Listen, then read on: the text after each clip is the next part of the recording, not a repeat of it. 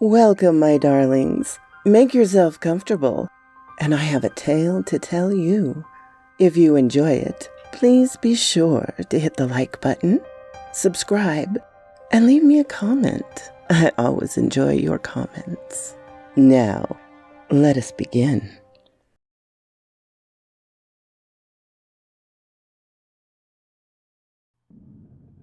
The Mountains of Madness, Chapter 4, by H.P. Lovecraft. It is only with vast hesitancy and repugnance that I let my mind go back to Lake's camp, and what we really found there, and to the other thing beyond that awful mountain wall.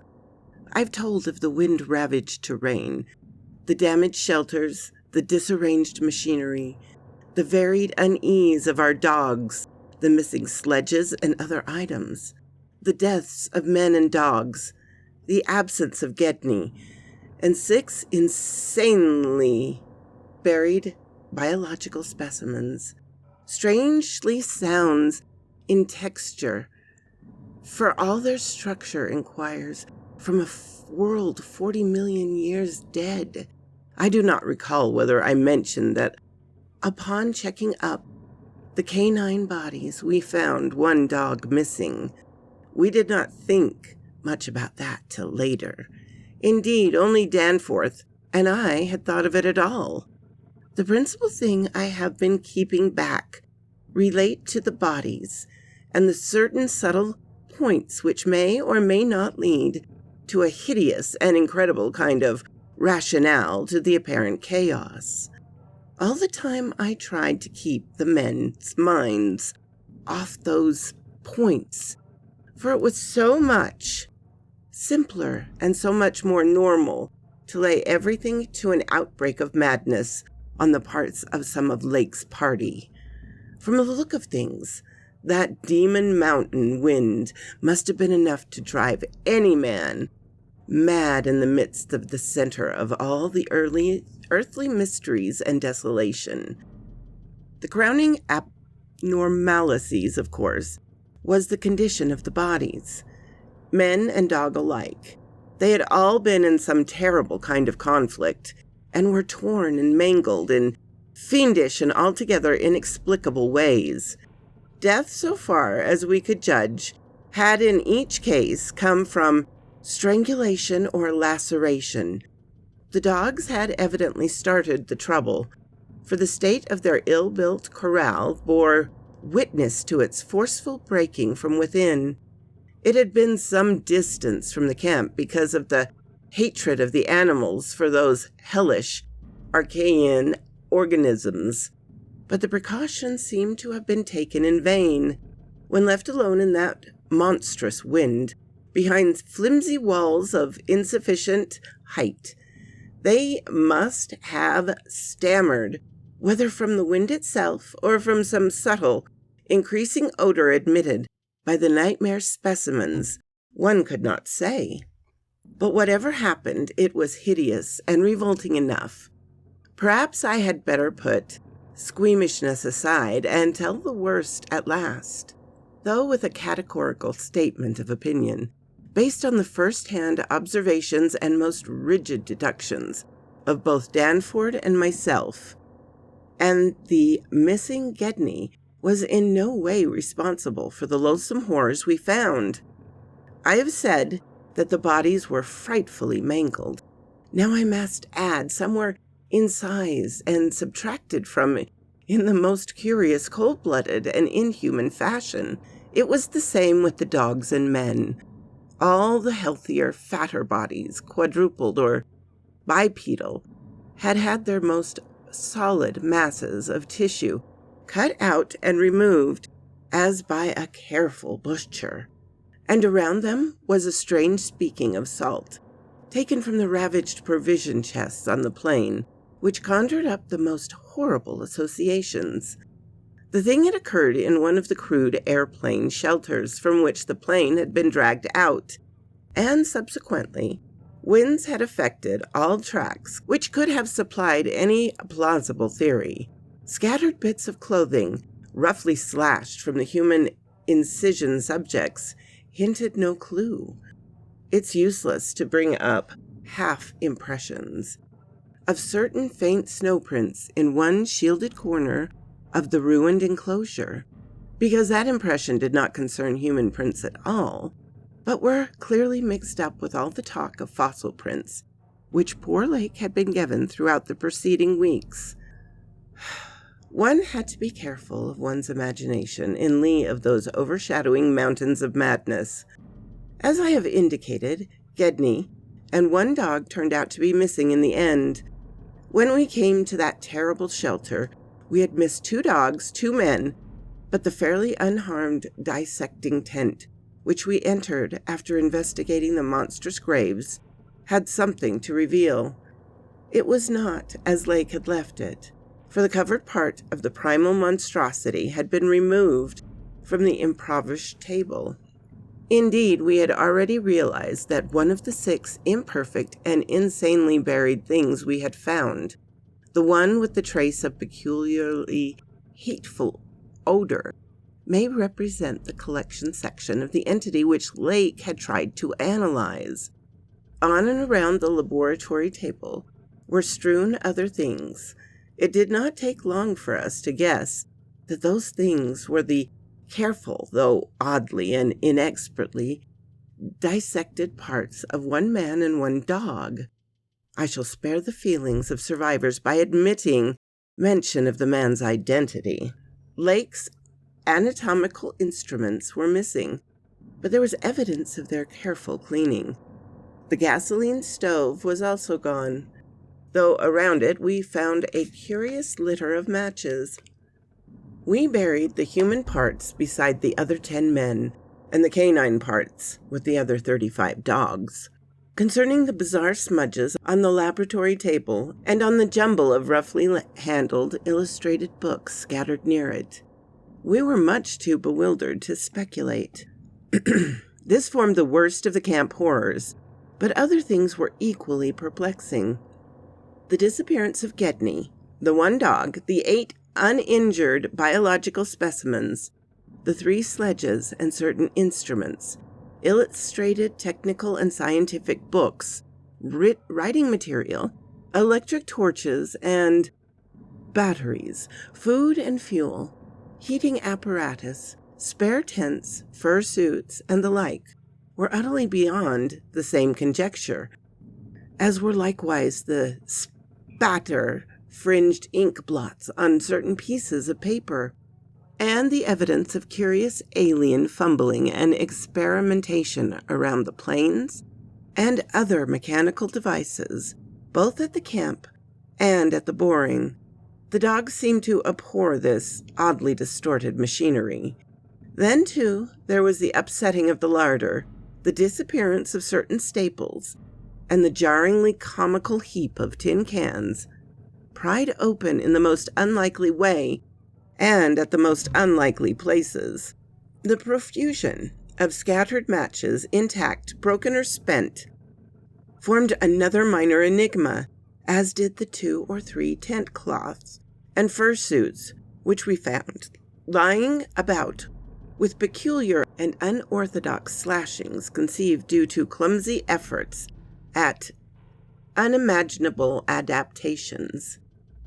The maltreatment of the human and canine bodies and the crazy burial of the damaged Archean specimens were all of a piece, and with this apparent disintegrative madness, in view of just such eventualities at the present, we carefully photographed all of the main evidence of insane disorder at the camp, and shall use the prints to buttress our pleas against the departure of the proposed Starkweather Moor expedition. Our first act after finding the bodies in the shelter was to photograph and open the row of insane graves with the 5-pointed snow mounds. We could not help noticing the resemblance of these monstrous mounds with their clusters of grouped dots to poor Lake's description of the strange greenish soapstone, and when we came upon some of the soapstones themselves in the great mineral pile, we found the likeness very close indeed. The whole general formation, it must be made clear, seemed abominably suggestive of the starfish head of the Archean entities, and we agreed that the suggestion must have worked potently upon the sensitized minds of Lake's overwhelming party. For madness, centering in Gedney as the only possible surviving agent, was the explanation spontaneously adopted by everybody as far as spoken utterances was concerned. Though I will not be so naive as to deny that each of us may have harbored wild guesses, which sanity forbid him to formulate completely.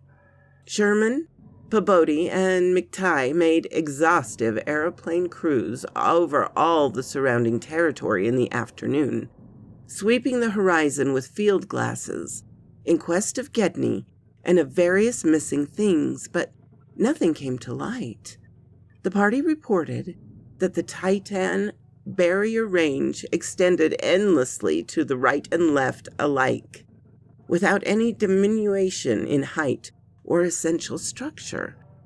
On some of the peaks, though, the regular cube and rampant formation were bolder and plainer, having doubly fantastic similitude of Rorschach-painted Asian hill ruins.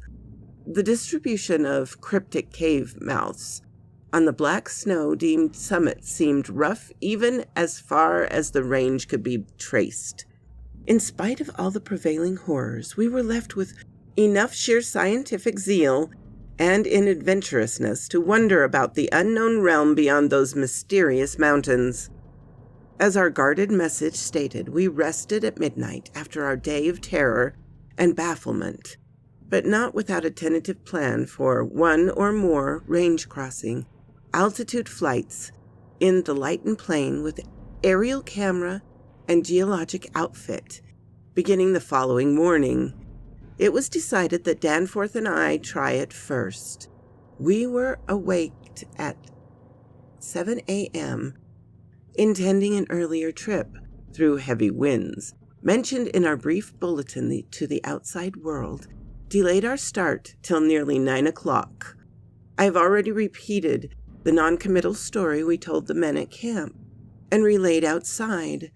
After our return, 16 hours later, it is now my terrible duty to amplify his account by filling in the merciful blanks with hints of what we saw in that hidden transmontane world, hints of revelations which have finally driven Danforth to a nervous collapse.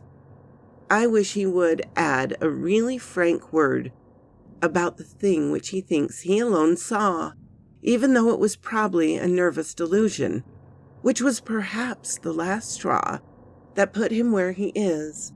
But he is firm against that.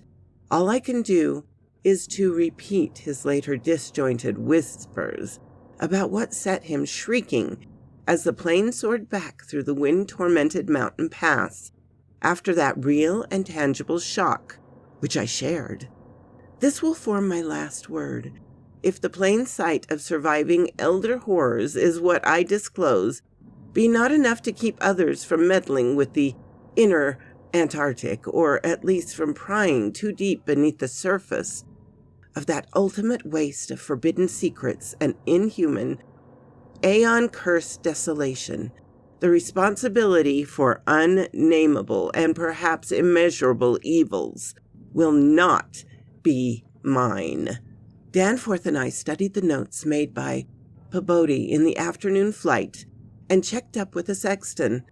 Had calculated that the lowest available pass in the range lay somewhere to the right of us, within sight of camp, and about 23,000 or 24,000 feet above sea level. For this point, then, we first headed to the lighted plain as we enabled our flight of discovery. The camp itself, on foothills which sprang from a high continental plateau, was some 12,000 feet in altitude. Hence, the actual height increase necessary was not so vast as it might seem. Nevertheless, we were acutely conscious of the rarefied air and intense cold as we rose, for on account of visibility conditions, we have to leave the cabin windows open. We were dressed, of course, in our heaviest furs. As we drew near the forbidden peaks, dark and sinister above the line of curvaceous riven snow and intercessional glaciers, we noticed more and more the curious regular formation clinging to the slopes, and thought again of the strange Asian paintings of Nicholas Roerich. The ancient and wind-weathered rock strata fully verified Olive Lake's bulletins and proved that these pinnacles had been towering up in exactly the same way since a surprising early time in Earth's history, perhaps over 50 million years. How much higher they had once been, it was futile to guess, but everything about this strange region pointed to obscure atmospheric influences unfavorable to change and calculated to retard the usual climatic process of rock disintegration. But it was mountainside tangle of regular cubes, ramparts, and cave mouths which fascinated and disturbed us the most. I studied them with field glass and took aerial photographs while Danforth drove, and at times I relieved him at the controls, though my aviation knowledge was purely an amateur, in order to let him use the binoculars.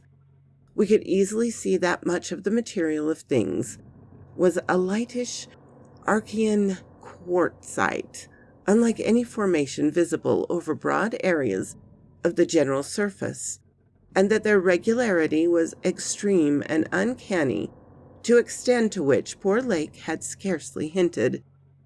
As he had said, their ages were crumbled and rounded from untold eons of savage weathering, but their preternatural solidity and tough material had saved them from obliteration.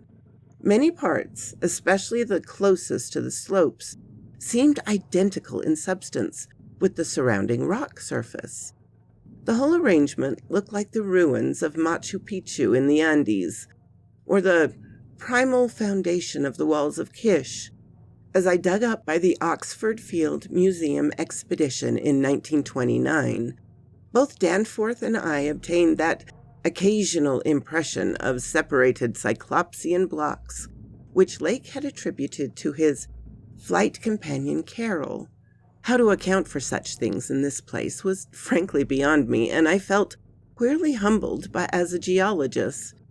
Igneous formations often have strange regularities, like the famous Giant's Causeway in Ireland. But this stupendous range, despite Lake's original suspicion of smoking cones, was above all else non-volcanic in evident structure. The curious cave mouths, near which the odd formation seemed most abundant, presented another, albeit a lesser puzzle because of the regularity of outline.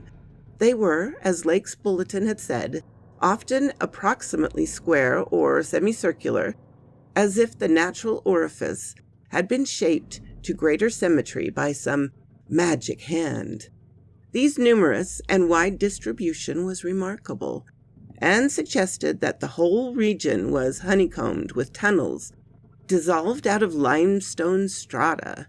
Such glimpses as we secured did not extend far within the caverns, but we saw that they were apparently clear of stalactites and stalagmites.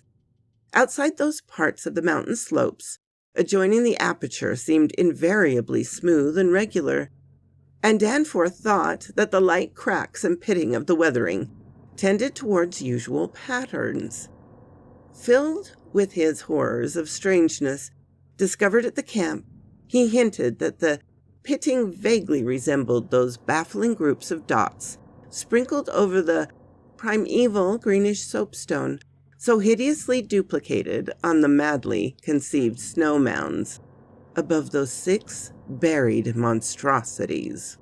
We had risen gradually into flying over the highest foothills and along the relatively low pass we had selected. As we advanced, we occasionally looked down the trip with the simple equipment of earlier days. Somewhat to our surprise, we saw that the terrain was far from difficult as such things go, and despite the crevasses and other bad spots, it would not have been likely to deter the sledges of a Scott, a Shackleton, or an Edmondson. Some of the glaciers appeared to lead up to the wind-barred passes with unusual continuity, and upon choosing our chosen path, we found that its case formed no exception. Our sensations of terse expectancy as we prepared to round the crest and peer out over the untrodden world can hardly be described on paper, even though we had no cause to think the region beyond the range essentially different from those already seen and traversed. The touch of evil mystery in these barrier mountains, and in the beckoning sea of opalescent sky, glimpsed betwixt their summits, were highly subtle, and obtained matter not to be explained in literal words. Rather, it was an affair of vague psychological symbolism and aesthetic association, a thing mixed up with exotic poetry and paintings, and with archaic myths lurking in shunned and forbidden volumes. Even the wind's burden held a peculiar strain of conscious malignity, and for a second it seemed that the composite sound included a bizarre musical whistling or piping over a wide range, as the blast swept in and out of the omnipresent and resonant cave mouths. There was a cloudy note of reminiscence, repulsion in this sound, as complex and unplaceable as any of the other dark impressions. We were now, after a slow absence, at a height of 23,575 feet, according to the aneroid, and it left the region of clinging snow definitely below us. Up here were only dark, bare rock slopes, and the start of rough-ribbed glaciers, but with those provocative cubes, ramparts, and echoing caves' mouths to add a portent of the unnatural, the fantastic, and the dreamlike. Looking along the lines of high peaks, I thought I could see the one mentioned by Poor Lake, with a rampart exactly on top. It seemed to be half lost in a queer Antarctic haze, such a haze, perhaps, as had been responsible for Lake's earlier notion of volcanism. The pass loomed directly before us, smooth and windswept between its jagged and malignly frowning pylons. Beyond it was a sky fretted with swirling vapors and lighted by the low polar sun, the sky of that mysterious farther realm upon which we felt no human eye ever gazed. A few more feet of altitude, and we would behold that realm.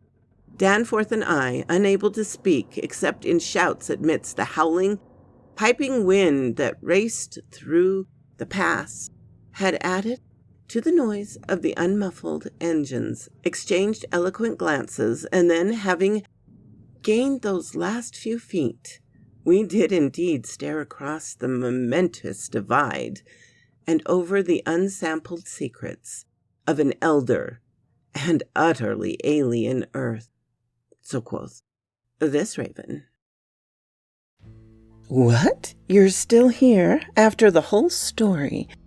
I really appreciate that, darlings. Please hit the like button and subscribe if you haven't. And I always love to hear from you. Have a glorious day, my darlings.